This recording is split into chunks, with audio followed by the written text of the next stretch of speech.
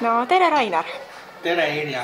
Lõpuks siis saame selle intervjuu tehtud, mida juba nii pikalt olime teha planeerinud. Ma arvan, et alustuseks tutvustu natuke ennast inimestele, et kes sa üldse selline oled, et kes sind ei tunne, mis on kõige olulisem sinu kohta teada? No see on väga keeruline küsimus, sellepärast, et mis ma oskan öelda, ma olen 30-aastane, ma olen Rainer ja praegu hetkel tegelen vabakutselise luuletajana.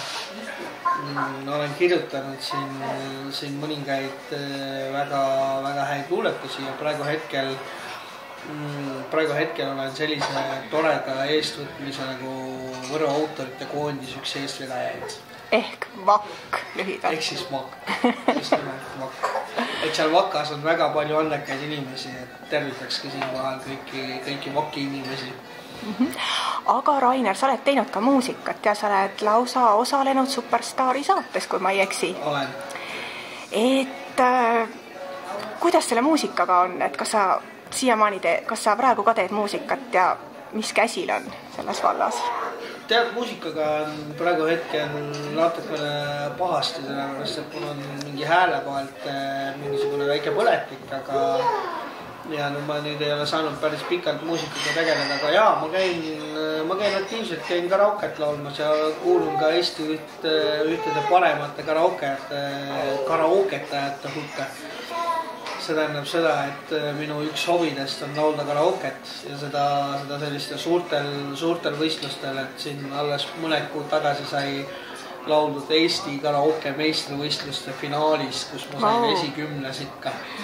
Nii et kuulun Eesti 10 parema karaoketaja sekka. Aga kas sa ei ole mõelnud uuesti osaleda Superstaari saates? Ma arvan, et see rong on minust mööda läinud. Sellepärast, et esiteks olen ma juba nii vana, noored ja paremad hääled tulevad peale ja ma ei jõua nendega enam lõõritada seal võitu. Ma arvan, et see kuidagi on jäänud sinna 2000-ndate sekka, et nagu selle esimeste hooaegade sekka, kui ma veel noore ilus olin, nagu mul oli pikad lokis juuksed. Aga nüüd ma olen kiilakas vana mees. Olen kiilakas vana mees ja ma enam ei suuda noortega konkureerida vaprate ilusate saates. Aga ma kuulsin seda, et sul on plaan välja anda luulekogu. Et kaugel on asi? No pigem on neid plaane mitu, et siin on küpsamas ka üks plaan, üks punkromaan kirjutada. Et automaadiga mensionäär ka küpseb, et sinna ma panen oma sellised ajad, kus ma käisin musta nahkmantliga, pikad lokis värvitud juuksed. Selline pungiaeg, et seda on ka vaega mäletada, et võib-olla noored leiavad sealt midagi, mida ise lugeda ja mille peale ja kindlasti minu lapsepõlve lood ootavad kirja panemist, nii et nagu mitmeid kirjandusprojekte oleks praegu. Aga see luulekogu jaa, et nagu mitmed head sõbrad on teinud ettepaneku, et ma võiksin oma luuletused kokku korjata ja neile saata ja võiks ühe väikse kogu kokku tunna küll. See on hea mõte. Aga oled sa kogu oma elu elanud Võrus? Ma olen elanud kogu oma teadliku 31,5 aastat Võrus. Mis tänaval, kui tohib küsida? Ma olen sündinud siis tegelikult sellises Võru linna osas nagu Liitva. See on natuke sealt Võrukivi tagant ja esimesed 3 aastat olen elanud seal, aga siis ma kolisin 3-aastaselt sinna politseimaja kõrvale, sinna ühte punasesse kivimajja. Elasin seal oma teadlikult 18 aastat ja praegu hetkel olen ma ikkagi oma kandile truuks jäänud ja elan Kandla vastas siis Liiva tänavas. Nii et see Kreutzwaldi tänava piirkond on kuidagi armsaks saanud. Et kõik see park ja see Juuda park ja Kreutzwaldi park ja need on kõik lapsepõlve sellised mängukohad, et nagu selline, Võru on selline idülliline väike linn, et nagu näiteks mul on väga palju lugusid rääkida sellest, kuidas, mida teha siis, kui vanemaid öösel kodus ei ole, et näiteks kuidas me käisime, üks naljakas lugu on, tuleb meelde siin, kuidas me käisime Kubja lauluväljakul oli mingisugunegi kontsert ja siis me otsustasime, et me paneme endale sellised valged linad ümber ja lähme siis neid tervitama sinna surnuaia ja selle vahele. Noh, muidugi see päädis sellega, et meile kutsuti politsei, sest oli öö ja inimestele väga ei meeldinud see nali ja noh, meie jaoks oli see muidugi naljakas, nii et noh, eks need on sellised lood, mis tuleks tegelikult kirja panna, et neid on palju. Et sulle võime öelda seda, et sul on nagu väga-väga huvitav ja kirev elu olnud, et oled erinevates valdades kätt proovinud. Olen, ka poliitikas. Ka poliitikas, et ma tahtsingi sinna jõuda, et kuidas sinna üldse sattusid, mida huvitab? Kuidas sinna üldse sattusid? Ma ei tea, ma olen alati olnud teadlikult selline huvitav inimene, mulle meeldib väga kaasa rääkida ühiskonna teemadel ja mul on alati olnud au olnud siis, kui ma olen saanud kaasa rääkida ja ükskord ma sattusin ja minu kätte sattusid flaierid ja ma lihtsalt hakkasin neid flaiereid jagama ja... Oota, aga millise erakonna flaierid? Ma jätan selle enda teada. Okei, ma lihtsalt tahtsin küsida, et miks sa nagu just selle erakonna kasuks otsustasid, et kas lihtsalt sellepärast, et oli tegemist flaieritega või on sul nagu sümpaatia selle maailma vaate vastu? Mul on kontakt, sest üks minu õpetajatest oli sots, nii et näed, ma ütlesin välja ka, et see oli sots. Aga nimeliselt? Ailiki Karba minu õpetaja. Oli sinu õpetaja? Jaa, ta on volikogus ka. Kuidagi nagu tema pastakaid ja siis tema flaiereid, kuna ma nagu ise olin veendunud, et linnavõim võiks olla jätkuv, et nagu siis elagu õitsev linnavalitsus, et nagu ega minul nende vastu midagi ei ole, kuigi ma tean, et võiks asju paremini teha ja Kas võib öelda, et sa tegid neile kampaaniat, et olid nende kampaaniameister, võib seda öelda? Ma ennast võib-olla kampaaniameistriks ei pea. Võib-olla ma lihtsalt promosin neid päris palju. Ma teadlikult tegin selle otsuse, et ma nüüd hakkan neid promoma. Ja mul ei makstud selle eest mitte mingit käsiraha, mul ei makstud kuskilt keegi ei maksnud alkemaksu. Sa oled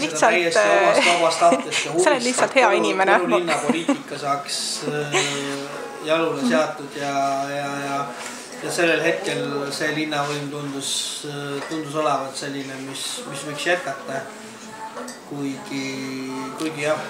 Aga kuidas, ma ise olen ka nagu poliitikas olnud ja mulle endale nagu jättis selline mulje, et kui ma neid telgitaguseid õppisin tundma, et see on nagu väga palju räpast. Et kas võib, ma küsiks seda, et kas sa nagu selle kampaania tegemise ajal ka milleski nagu pettusid või pärast seda, et mis sul nagu halva mulje jättis just nimelt see poliitika köögipoole osas? Ma arvan, et eks neid pettumusi ja asju oli ikka ja eks neid pettumused jäägu minu teada, mis need täpselt olid. Aga võib-olla küll jah, et see nagu andis sellise väga tugeva kogemuse tegelikult, et ei tasu oma näppe igale poole toppida. Et topi näpud pistikusse ja siis et särakad. See oli selline... Aga kas see niimoodi üldjooneliselt võib öelda, et mis sind nagu kõige rohkem häiris? Võib-olla see bla bla bla bla bla bla bla bla bla, et seda lubamist ja seda juttu oli rohkem kui tegusid. Et võib-olla nüüd oleks aeg hakata tegutsema ka, et me ei teinud sulle niisama seda, et me ootame, et sa ikkagi teeksid seda. Ma tean, et sa seda intervjuud kindlasti vaatad. Nii et... aga kuidas sulle tundub, kas rünnakutes mindi vahepeal ka isiklikuks, kui oli kampaania, et kas oli selliseid? Ei, ma ei võtnud asju isiklikult. Sellepärast ei võtnud asju isiklikult, et mulle ei meeldi võtta asju isiklikult. Ma olen selline väljaelaja tüüp ja ma ei ela sisse. Inimesed võivad ütelda, mis nad tahavad. Ja inimestel on õigus oma arvamusele ja nii kaua, kui nad arvavad seda, mida nad tahavad, nii kaua see on ju demokraatliku riigi selline üks aspekt, et tegelikult kõigil on sõnaõigust, et ei ole nagu niimoodi, et on mingisugunegi Herodes kuskil, eks ole, kes piitsetab kuskilt ülevalt ja siis nagu need niimetatud väiksed jooksupoisid, eks ole, siis need klähvivad kuskil keti otsas, et nagu et mulle väga meeldis, et üks väga tore inimene, keda ma nüüd olen tundma õppinud, ütles, et sotsid, et pange oma ketikoerad, pange kinni ja siin kohal ta mõtles mind, et nagu Oot, keda sa mõtled praegu? Jüri Luike. Et Jüri Luik kommenteeris kunagi, et see oli vaata see Silja, pange oma ketikoerad kinni. Kas oli see Silja Suia tüliga seoses, vaata, kus läks nagu laste? Aga kuidas sulle tundub, kas see oli eetiline nagu laste? Ma jätan selle enda teada, ma ei tuleta selliseid asju meelde, ma elan üks päev korraga, ma püüan teadlikult oma elu elada niimoodi, et nagu mulle piibel õpetab, et selles suhtes, et minu põhialus on ikkagi piibel, kuna ma olen kristlane, kuna ma olen Võru koguduse liige, no tegelikult ei ole, aga ma käin väga tihti seal, siis tegelikult mulle nagu tundub, et selline üksteise poriga loopimine ja selline, see ei ole eetiline. Ja sellepärast nagu ma sain oma sõrmed kõrvetatud ja järgmine kord oma näppe nii igavale poliitikasse ei topi. Aga kuidas sa ütlesid mulle, et sind häiris, mis nüüd Sixten Sild ütles puuetega inimeste kohta, et kas... Jah, kuna mul on endal puue, siis see oli nagu mulle isiklikult väga solvav. Ja ma ei arva, et puudega inimesed oleksid värdjad või ebardid. Sixten vaata ringi, inimesi on igasuguseid, ka ilma käteta, ilma jalgadeta inimesed käivad tööl. See on sellepärast, et tegelikult on see sellepärast, et tegelikult poliitika kui selline püüab luua nagu sellist globaalset süsteemi. Et nagu, et kõik peavad olema edukad, kõik peavad olema klassisüsteem, et on ainult rikkad, vaesed rikkad. Et sellist nagu ühist arusaama, et tegelikult sotside, vabandust väljenduse eest, kui me vaatame, mis on sotside mõte, ma mõtlengi, et see hoolimine, eks ja hoolimine. Sotsiaalne hoolimine, ja siis meie abilinnapea, kes on sots, eks ütleb välja sellise väljaütlemise, et see oli mulle väga solvav. Kas sa arvad, et sotsid peaksid vabandama nende sõnade eest? Eks see jäägu nende südametunnistusena, aga ma arvan küll. Nagu mina ise puudega inimesena tundsin ennast väga puudutatuna sellest. Ka mina olen sündinud sünnitraumaga ja ka minul on süda haige ja ma saan ka pensioni ja mina igapäevaselt elan selle pensioni eest. Ja ma ei joo viina, ma ei laaberda seda raha maha, vaid ma tõsiselt pean selle rahaga elama kuusse, sest mind ei võeta tööle ja ma olen teistsugune. Aga see ei tähenda seda, et ma olen ebard. See ei tähenda seda, et ma ei saa luua oma loomingut sellepärast, et ma olen teistsugune. Absoluutselt. Et pigem erinevus ju rikastab maailma, eks ole? Absoluutselt. Et ei saa öelda... Mis puutub muidugi geide ja lesbide teemasse, siis see on nagu minu jaoks non-teema. Seda ma pigem ei... Ja, ma tahtsin veel seda lisada, et Sild ütles veel seda, et ainult normaalsed viivad elu edasi. Et tegelikult minu arvates nii ei ole, et ma arvan, et iga üks viib tegelikult oma originaalsel moel elu edasi, et ka puudega inimesed tegelikult viivad elu edasi. Kas sa oled minuga nõus selles osas? No meie üks peaminister oli silmnähtavalt puudega. Eesti Panga juht on ratastooliga väga entusiastne inimene. Samas maailma tippjuhid, maailma FBI juht on ratastoolis, juhib maailma kõige suuremat luuleorganisatsiooni. Või ma ei tea, kas ta nüüd enam juhib, aga kunagine oli ratastoolis ja vaatame kas või seda, et vihmamees, eks ole, maailma kõige targem mees oli ratastoolis, tal oli Aspergeri sündroom, ta teadis absoluutselt kõiki kuupäevi, kõiki asju peast. Et ma nagu küsin, et kas nagu puue on nagu see, mis peaks nagu eristama inimesi või kas puue on nagu see, miks need lapsed peaksid olema teistsugused, või pigem on nagu see, et näiteks Ameerikas, Inglismaal, igal pool käivad puudega lapsed, käivad samas koolis, kus käivad tavalised lapsed. Need ei heideta selle pärast ära ja nad saavad ideaalselt hakkama. Lihtsalt nendel on tugiisikud kaasas, kes tõsiselt tegelevad. Pigem on nagu see, et selle asemel, et seda sotsid nagu selle asemel, et sotsiaalsüsteemi lõhkuda, võiksid nagu pigem nagu pühendada sinna sisse nagu. Et ma ei arva, et see sõnavõtt oleks olnud õige või vale. Eks Sixten Silt teab ise, mida ta selle ajal mõtles, aga ma arvan, et mõned inimesed, kes selle kuulasid, olid väga hämmeldunud, et kas siis tõesti nihukene kõrge linnaametnik. Ma tean, et keskerakondlased olid väga hämmeldunud, kes nagu olid publikus. Jah, ei noh, selles suhtes nagu noh, ma ei tea, mida ta selle ajal mõtles, ega mina ei saa inimest hakata selle pärast lahterdama, eks ole, aga võib-olla ta mõtles midagi hoopis teist asja, kui ta seda välja ütles, sest tihtipeale inimese suu ütleb välja neid mõtteid, mida ta üldse ei mõtle. Või just, mida tegelikult mõtleb. No tark teab, mida räägib, ma räägin, mida teab.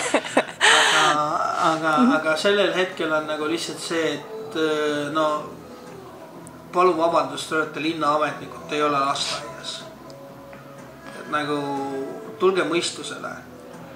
Ja siinkohal mul on nagu tohutult hea meel, et VAK on loodud ja noortekeskus. Ma tahtsingi VAK-iga seoses küsida, et sa oled nagu loovinimene, et kuidas sa tunned, kas linnavõim toetab piisavalt kultuuri, Võru linnavalitsus? Tunned sa, et nagu, et on selline piisav toetus kultuuri, ütleme muusikale, luulele, kirjandusele või võiks olla rohkem? No vaata, siin on jällegi mingil määral see vastus selline ebalev. Ma ei oska sellele kohe niimoodi väga adekaatset vastust anda. Selles suhtes, et kindlasti nad mingil määral toetavad. Aga kui me vaatame, et Võrus toimuvad ju tegelikult väga sellised lahedad kultuurisündmused nagu Võru folk ja pärimusmuusikapäevad, eks ju, siin on palju Tepo Lõõtsa üritusi, siin on palju asju, aga linn võiks natukene mõtelda ka noorte peale, et nagu selliseid suuri üritusi et näiteks kirjutavad noored, et ma mõtlen, et kas kirjutavad noored, näiteks noored luuletajad saavad piisavalt võimalusi. Ma just mõtlen seda, et see kirjanduse poolne osa. Ma ei arva, et see on ainult Võru probleem, see on nagu igal pool, ma arvan, on see, et noortesse võiks natuke rohkem panustada. Ma tean, et sa ise vist palusid linnavalitsuselt ka VAK-i jaoks toetust, aga said eitava vastuse. No ma sain sealt eitava vastuse, ma sain ka Kulkast eitava vastuse, kuna mulle öeldi, et raha ei ole. See on Võru Kulka siis, eks ju? Võru Kulkast. Eitava vastuse, sest sealt öeldi mulle, et raha ei ole ja raha ei tule. Ütlendagi ära, mille jaoks ta seda ikkagi vaja. Mis siis, et ma kirjutasin 3 tundi seda taotlust. Aga tegelikult see, kui nagu noored tahavad kirjutada või noored tahavad räppida või kui noored tahavad skeiteriga sõita või kui nad tahavad mingit omaalgatusprojekti teha, siis nad peavad kirjutama mingisugusegi täieliku romaani selleks, et üldse nagu mingisugust raha saada. Ja vaata, noor inimene on selline, et noor inimene ei viitsi ja noor inimene, mitte ta ei viitsi, võib-olla see ei viitsi on võib-olla vale sõna. Pigem on nagu see, et noorel inimesel ei ole piisavalt motivatsiooni, et kirjutada seda mingisugust 30-lehelist romaani, et saada mingisugune paarsada eurot, et nagu teha mingisugust lahedat üritust. Ja sellepärast nagu noored lähevad pigem nagu sellise vastupanu teed, et küll keegi teine teeb, et me ei tee. Ja Vaks sai ju loodud ka selleks, et just tuua neid noori. Ja me olemegi teinud mitu üritust ju praeguseks on vist 6 üritust, kus on esinenud ka väga mitmeid noori talente Võrust, eks ole, Markus Müürsepp, siis Kristel Visnapuu, eks ole, kui ma ei eksi. Karelus, kes elab Võrus ja Helen Piir ja on käinud ka külalisesinejad Jürgen Rooste, Eesti vaieldamatu staar, Ivar Sild, eks ole, jälle staar.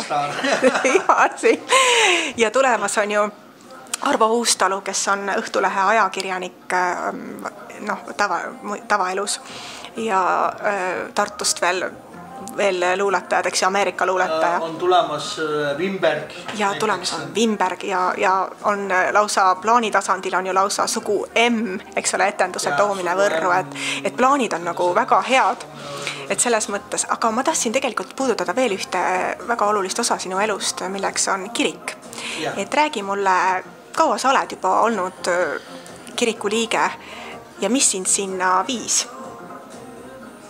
Ma olen olnud kiriku liige, ma arvan, et natukene rohkem kui 20 aastat. Päris pikalt siis tegelikult 10-aastasest peale? Natukene varem. Lausa varem. Kas sellepärast, et su vanemad olid? Ei. Lihtsalt sa ise läksid sinna? Ma ise läksin sinna ja mulle kuidagi nagu jäi see külge ja mind hakkas see asi huvitama ja ma olen ju ka mitmeid piiblikoole ja mitmeid piiblikolledžeid käinud läbi ja teinud nagu selliseid tõsiseid. Muidugi läbi punkari aastate oli see kõike muud kui kirikus käimine, eks ju, et nagu ma käisin seal niisama chillimas. Aga nüüd ma võtan asja tõsiselt ja praegu hetkel olen ma jõudnud sellesse maasse, et suvel ma lähen ju kuuks ajaks Ukrainasse. Mida tegema? Mis sa seal teed täpselt? Räägi. Tegelikult ma sinna ühele piiblikursusele,